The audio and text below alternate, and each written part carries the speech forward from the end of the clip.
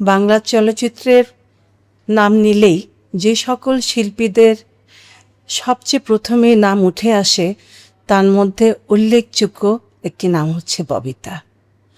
অসাধারণ অভিনয়, সৌন্দর্য, স্মার্টনেস, অনেক গুণে গুণান্বিত এই শিল্পীটি। আমার মনে হয় যে বাংলাদেশ চলচ্চিত্রের সাথে ববিতা নামটা জড়িয়ে আছে বলে দেশের বাইরে এই চলচ্চিত্রের মুখ অনেক উজ্জ্বল হয়ে আছে। যুগে যুগে এমন শিল্পী খুব কমই আসে। আমরা ববিতাকে নিয়ে অহংকার করতে পারি। আর এত গুণী একজন শিল্পী, তার ছোট বোন হিসেবে আমি তো নিজেকে অনেক ভাগ্যবতী মনে করি। ববিতা তো আপনাদের, আর ঘরে হচ্ছে আমাদের পপি। একেবারেই আলাদা, একেবারেই আলাদা। ঘরে খুব সাদাসিধে, খুব ঘরোয়া একটা মেয়ে। ঘর পছন্দ করে, ঘর গুছাতে পছন্দ করে, পশু পাখি পছন্দ করে, গাছ পছন্দ করে, মাটির চুলায় রান্না করতে পছন্দ করে, আর বাঁশবাগানের পাশ দিয়ে যে চাঁদ ওঠে তাকিয়ে তাকিয়ে দেখতে পছন্দ করে। সে হচ্ছে আমাদের পপি। পরিবারের সবাইকে নিয়ে একসাথে গল্প করা পছন্দ করে, বৃষ্টির সময় চানাচুর মাখিয়ে, মুড়ি মাখিয়ে চায়ের সাথে খেয়ে আড্ডা দিতে পরিবারদেরকে নিয়ে, সবাইকে নিয়ে। সে হচ্ছে আমাদের পপি। আর এক রকম পপি আমাদের বলি আমি, সেটা হচ্ছে তখন অনেক ব্যস্ত, শুটিং করতো। তার ভিতরে সে যখন বাড়িতে আসতো রাত্রিবেলা, একসাথে আমরা এক বিছানায় ঘুমাতাম, লাইট টাইট অফ করে ঘুমাতাম। হঠাৎ করে হা হা হি হি করে হাসি। পপি, তোমার মনে পড়ে? দেখো, অনেক আগের কথা বলছি আমি তোমাকে, নিশ্চয় তোমার মনে হচ্ছে। হা হা হি করে হাসতে, আর কি বলতে আমাকে? বলতে যে আমি তো পপি না, আমি তো তোমার বোন না, তোমার বোনকে তো আমি রেখে আসছি ওই তাল গাছের উপরে উঠিয়ে আসছি, আমি তো ভূত, আমি তো তোমার ঘাড় মটকিয়ে খাবো, তুমি আমাকে কিরকম ভয় দেখাতে পপি, মনে আছে এগুলো?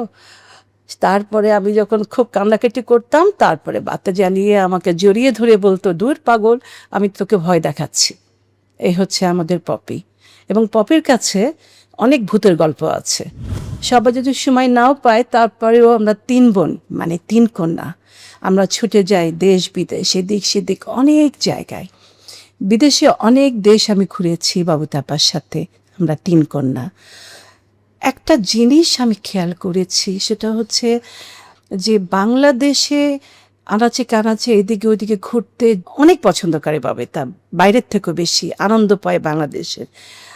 তখন বোঝা যায় খুব বাঙালিপনা একটা মন তার ভিতরে আছে।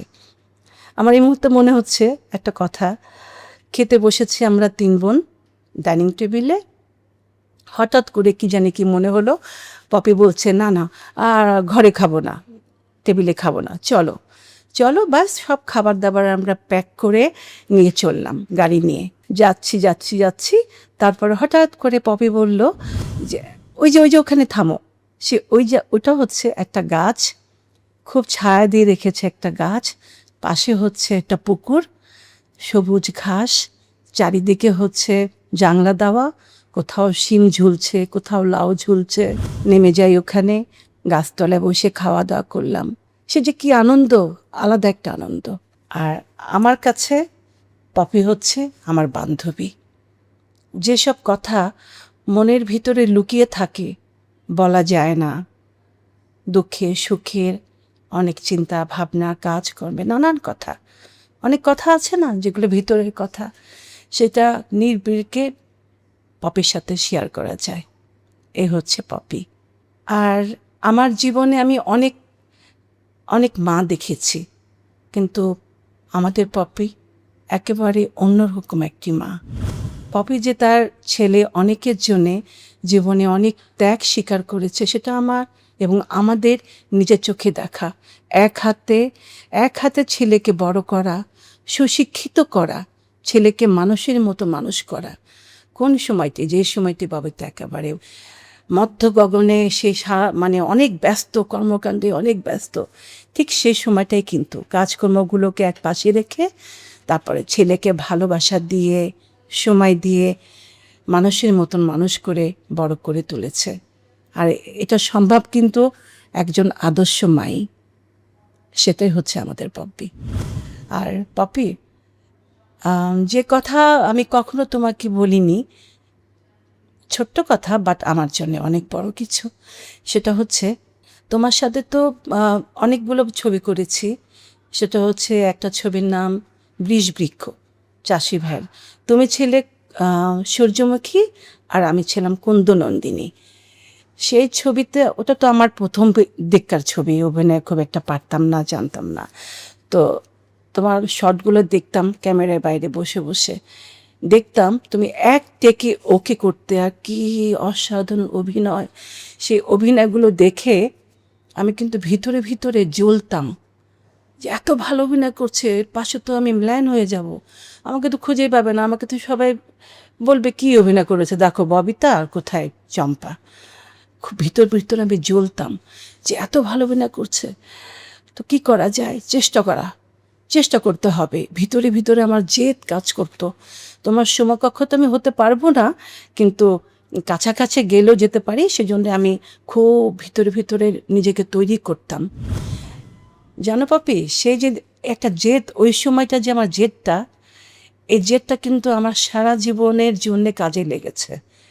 আর ওই তোমার ওই বৃষ-বৃক্ষ, ওই সময় থেকে আমি বুঝতে পেরেছি, মানে আমার জীবনে যে অভিনয়গুলো সামনে আমি করেছি, একটা জিনিস আমি ওখান থেকে শিক্ষা পেয়েছি, ইচ্ছা থাকলে, যদি ভিতর থেকে ইচ্ছা আসে, জেদ আসে, বা কো আর্টিস্ট থেকে ভালো করতে হবে এরকম যদি জিদ আসে, তাহলে অবশ্যই ভালো কাজ করা যায়।